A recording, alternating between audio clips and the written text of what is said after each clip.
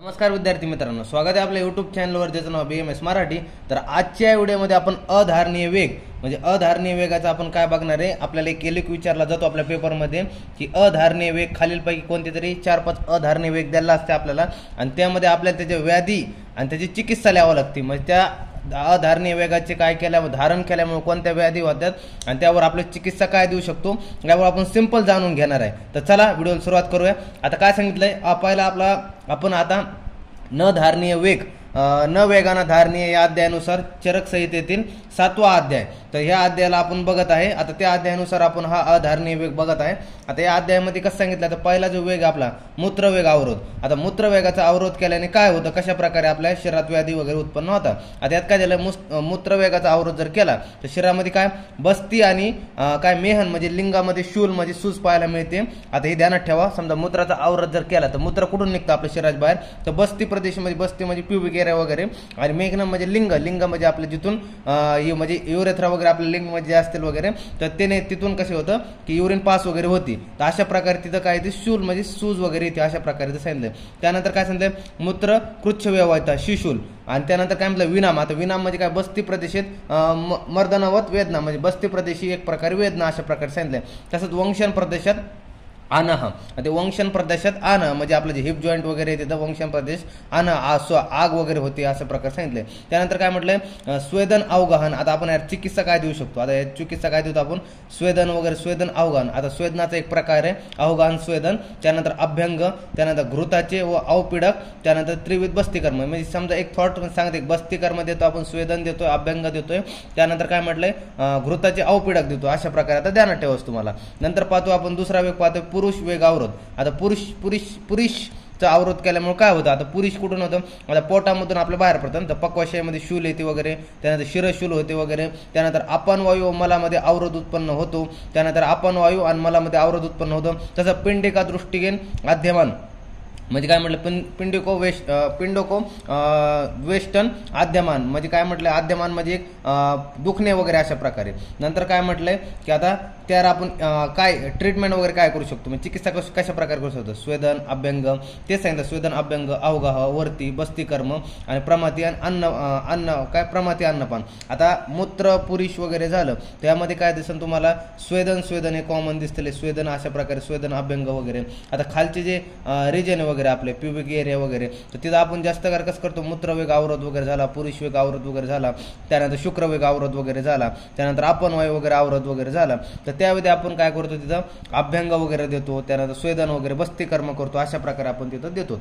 त्यानंतर आता पुढे पाहूया तिसरा पाहतो आपण शुक्र वेग अवरोध। आता शुक्राचा वेग अवरोध झाला तर तिथं कशा प्रकारे आपण काय व्याधी उत्पन्न होतात। आता काय म्हटलंय, मेढ्र शिश्न आणि वृषणात शूल वगैरे येते, म्हणजे वृषणात वगैरे शिश्नामध्ये किंवा वृषणात वगैरे शूल उत्पन्न होते शुक्राचा अवरोध केल्या, त्यानंतर अंगमर्द होतं, अंग वगैरे दुखतं, हृदयात पीडा होते आणि मूत्रामध्ये अवरोध उत्पन्न होतो। आता नंतर पुढचं काय पाहतो आपण, त्यामध्ये आपण काय इलाज चिकित्सा काय करू शकतो, अभ्यंग अवगाह मद्यपान, त्यानंतर काय म्हटलंय मुर्गा मांस म्हणजे चिकन मांस वगैरे खायचं सांगितलं आपल्याला, तसंच शाली चावल वगैरे खायचं, शिरपान वगैरे दूध वगैरे प्यायचं, निर्व बस्तीन मैथून कर्म। आता एक सांगितल्याप्रमाणे अभ्यंग आलंय, तर त्यानंतर अवगा वगैरे आलंय, त्यानंतर बस्ती कर्म आलंय, अशा प्रकारे तुम्हाला सांगतो, ध्यानात ठेवायला सिंपल तुम्ही ध्यानात ठेवू शकता अशा प्रकारे।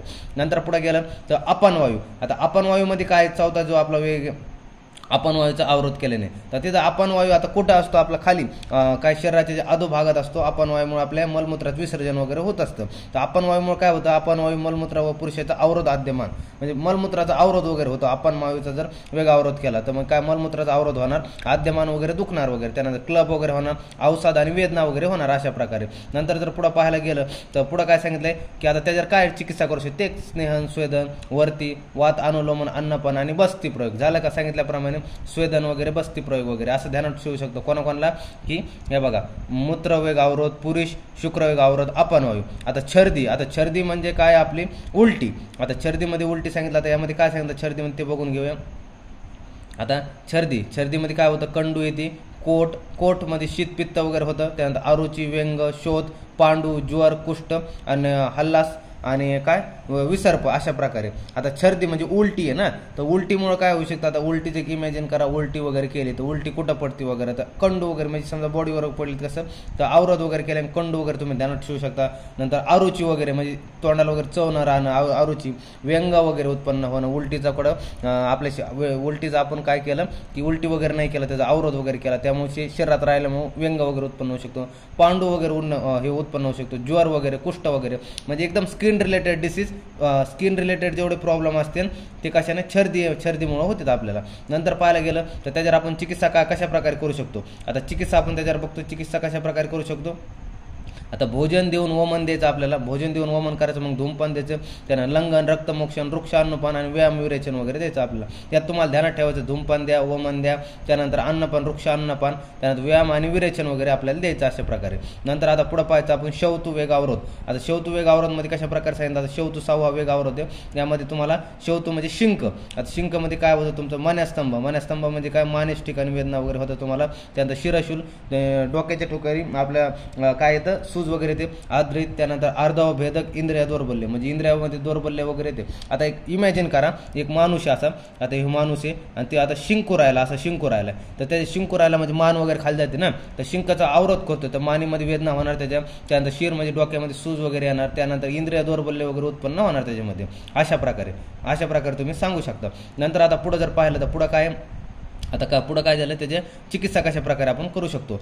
तर ऊर्ध्व जत्रुगत भागात अभ्यंग द्या तुम्ही, त्या स्वेदन द्या, धूमपान द्या, नस्य द्या, त्यानंतर वातहार अन्नाचे सेवन करा, त्यांना भोजनानंतर घृतपान द्या. आता एक ध्यानात ठेवा, आता यामध्ये तुम्ही काय करा, अभ्यंग आणि त्यानंतर स्वेदन, ऊर्ध्व जत्रुगत भागात. आता शिंक कुठून येते हे बघा ना, शिंक कुठून आपण नाकातून आले ना, म्हणजे ऊर्ध्व जत्रुगत भागात कुठं द्यायला तिथं द्यायला लागेल. ऊर्ध्व जत्रुगत भागात तुम्हाला काय द्यायचं, अभ्यंग द्यायचं, त्यानंतर स्वेदन द्यायचं, त्यानंतर धूमपान द्यायचं, त्यानंतर नस्य द्यायचं, त्यानंतर वातहार वगैरे, अन्नपान, अन्नाचे सेवन वगैरे, भोजनानंतर घृत वगैरे तुम्हाला घृतपान वगैरे करायचं अशा प्रकारे. आता पाहतो आपण वेग उद्गार वेग अवरोध. आता उद्गार म्हणजे आपण काय करतो, तुमचं ढेकर एका प्रकारे, तुम्ही जेवणानंतर ढेकर आलाय आणि तुम्ही त्याचा अवरोध केलाय, तर हिक्का. आता हिक्का म्हणजे काय, तुम्हाला हिक्का, कास, अरुची अशा प्रकारे, हिक्का, कास, अरुची वगैरे काय, त्यानंतर कंप, हृदय व वक्षप्रदेशी वेदना वगैरे. आता हिक्का, कास वगैरे म्हणजे तुम्हाला खोकला वगैरे आला, त्यानंतर अरुची उत्पन्न होऊ शकते, त्यानं हृदय आणि हृदयाच्या ठिकाणी वेदना वगैरे होऊ शकते. आता उद्गार ढेकर आहे.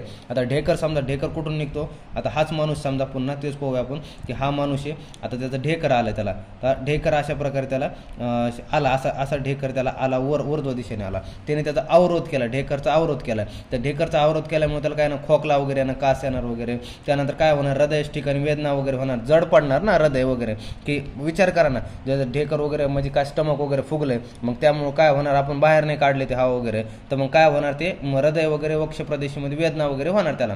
आता यावर आपण ट्रीटमेंट काय देऊ शकतो. आता यामध्ये ट्रीटमेंट आपण काय देऊ शकतो ते बघा. हिक्का रोगाप्रमाणे चिकित्सा, म्हणजे रोगाप्रमाणे आपल्याला चिकित्सा वगैरे द्यायची, त्यानंतर औषधी द्यावी, म्हणजे हिक्का रोगाप्रमाणे औषधी आणि चिकित्सा यावर तुम्हाला उद्गारमध्ये तुम्ही देऊ शकता. वेग अवरोध पाहतो आपण, यामध्ये काय तुम्हाला, आता ते केल्यामुळे तुम्हाला काय होऊ शकतं. आता जांभळीचा वेग अवरोध पाहतो आपण, तर यामध्ये कसं आहे, आता म्हणजे जांभळी वगैरे आपण जर काय म्हणते दिली नाही, म्हणजे कसं त्याच्यामध्ये वेग अवरोध केला तर काय होऊ शकतं. आता एक बघूया काय काय सांगितलं. आता याचा विनाम म्हणजे शरीर एका बाजूला झुकणं वगैरे, विनाम म्हणजे एक शरीर एका बाजूला झुकतं, त्यानंतर आक्षेप संकोच होतो, त्यानंतर सुप्ती, कंप आणि प्रवेपन अशा प्रकारे आपल्याला ह्यामध्ये लक्षण पाहायला मिळतात. नंतर मध्ये पाहायला गेलं तर वातनाशक औषध आणि अन्नपान. आता एक ध्यानात ठेवा, आता जांभळी जी आपली तर ती कशामुळे होती, जे वातामुळेच होती ना, तर आपल्याला काय करायचं, शरीरामध्ये वातशामक औषधी, अन्नपान वगैरे द्यायचे, वातनाशक औषधी आणि अन्नपान द्यायचं.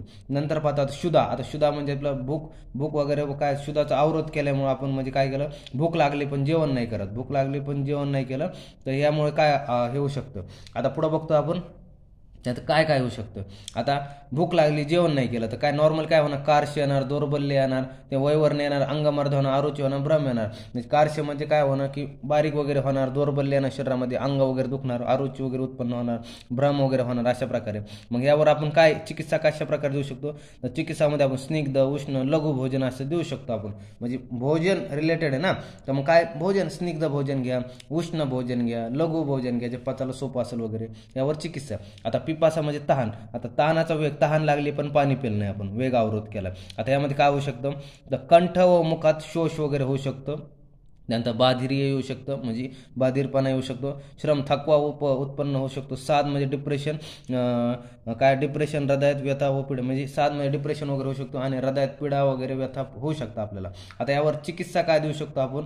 आता शीतल व तृप्तिकारक पेय. शीतल म्हणजे थंड वगैरे, तृप्तिकारक जेणे आपली तहान वगैरे जाणे, द्रव्याचं सेवन वगैरे करायचं. आता एक पिपासा म्हणजे ध्यानात ठेवा, तहान वगैरे लागली तर काय होणार आहे? तर कंठ आणि मुखात शोष वगैरे होणार आहे. बाधिर्य म्हणजे काना रिलेटेड ध्यानात ठेवा तिथं. थकवा तर कॉमनच आहे, पाणी नाही प्यायला थकवा येणार आहे आणि हृदयात वगैरे पीडा वगैरे होऊ शकते. नंतर पाहता आता अश्रू वेग आवरत म्हणजे बाष्प म्हटल्याला, तर अश्रू वेग आवरतमध्ये काय सांगितलंय? आता अश्रूचं वेग आवरत म्हणजे रडू आलं पण रडत नाही, तर त्यामुळे तुम्हाला काय होऊ शकतं? नेत्ररोग, हृदरोग होऊ शकतो, त्यानंतर अरुची, भ्रम वगैरे, त्यानंतर प्रतिशाय वगैरे अशी व्याधी होऊ शकतात. नंतर पहा ह्यावर तुम्हाला चिकित्सा काय करायची? आता चिकित्सा काय करायची? स्वप्न, यथेच्छा झोप घ्यावी, म्हणजे एक झोप वगैरे घ्यावी. तुमचं काय की अश्रूचा वेग आवरत केला, झोप घ्या, मद्यपान करू शकता, तर प्रिय कथा ऐकावी वगैरे तुम्हाला आपल्याला अशा प्रकारे सांगण्यात आले. नंतर पुढे पाहतो आपण निद्रा वेग आवरत. आता झोप काही, आता विद्यार्थी काय करीत असते, पेपर रिलेटेड असल्यामुळे झोपच घेत नाही, तर निद्रा वेग आवरत केल्याने काय होऊ शकतं हे बघा. आता एक कॉमन आहे की एक आपल्या बॉडीवर ध्यानात ठेवा, तुम्ही जेव्हा झोप घेत नाही तेव्हा दुसऱ्या दिवशी तुम्हाला जांभळी येते, अंग वगैरे मरत दुखायला लागतं, तंद्रा, तहान लागते, शिरोरोग, डोकं वगैरे जड पडतं, त्यानं नेत्र गौरतात, डोळे वगैरे जड पडतात, सगळे लक्षणं तेच आहेत ना हो. नंतर पुढे जर पाहायला गेलं तर त्यावर काय चिकित्सा काय देऊ शकतो? सुखपूर्वक निद्रा वगैरे करावी, त्यानंतर हातापायाला दाबून काढावे, म्हणजे संवाहन करावे, हातपाय दाबून घ्यावे वगैरे, आणि मग झोप वगैरे घ्यायची. त्यानंतर आता पाहतो आपण श्रम. आता श्रम म्हणजे श्रम निश्वास आवरत वेग आवरत. आता श्रम निश्वास वगैरे जर आवरत वगैरे ह्या वेगाचं आवरत केलं तर काय होतं? आता यामध्ये काय दिलंय की आता ह्याचं दिलंय काय गुल्म होऊ शकतो, हृदरोग होऊ शकतो, त्यानं सम्मोह होऊ शकतो. त्यानंतर यावर आपण चिकित्सा काय करू शकतो की रेस्ट वगैरे करायचा, आराम करायचा, नाही तर वातनाशक क्रिया वगैरे, आहार विहार वगैरे घ्यायचे. अशा प्रकारे आपण पूर्ण एक सिंपल वेमध्ये काय पाहिलंय? अधारणीय वेगाचा अवरोध, उत्पन्न व चिकित्सा विवरण पाहिलेलं अशा प्रकारे.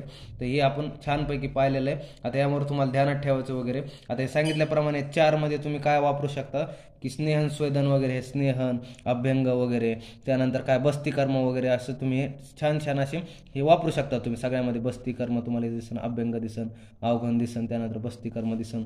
तसेच इकडे जर पाहिलं तर अभ्यंग दिसन तुम्हाला, अवघा वगैरे दिसन, त्यानंतर बस्तीकर्म वगैरे, मैथून वगैरे दिसन, तिथं स्नेहन, स्वेदन, त्यानंतर बस्ती प्रयोग, असे तुम्हाला इथं 4 वेगमध्ये आपण व्हायचं जिथं उल्लेख आला तिथं तुम्हाला हे कॉमन हे दिसतील, 100% दिसणार.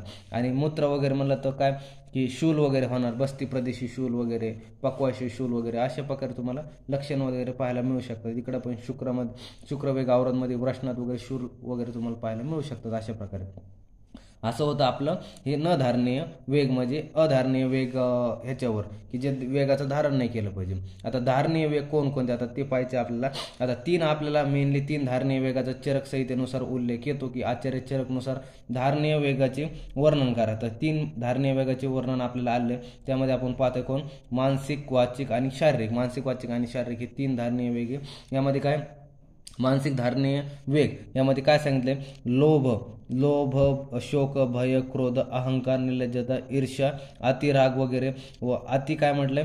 अभिद्या म्हणजे दुसऱ्या धन घेण्याची इच्छा, आणि मानस वेगांना ह्या आवर घालावा, म्हणजे काय म्हटलंय? लोभ, ईर्ष्या, भय, क्रोध, अहंकार, त्यानंतर दुसऱ्या धन घ्यायची इच्छा, म्हणजे मानसिक आहे, म्हणजे मानसिक माइंड रिलेटेड आहे. मानसिक वेगाचा अवरोध करायचा. नंतर वाचिक वेग आवरोध. वाचिक वेग मध्ये काय म्हणणार आहे? वाचिक वेग आवरोध मध्ये की जे आपल्या बोलण्या रिलेटेड असणार. कोणकोणते असणारे वाचिक मध्ये आता बघूया. अत्यंत कठोर म्हणजे वृक्ष वाचन वगैरे, चुगलीखोर बोलणं, खोटे बोलण्याची वृत्ती, खोटे बोलणे.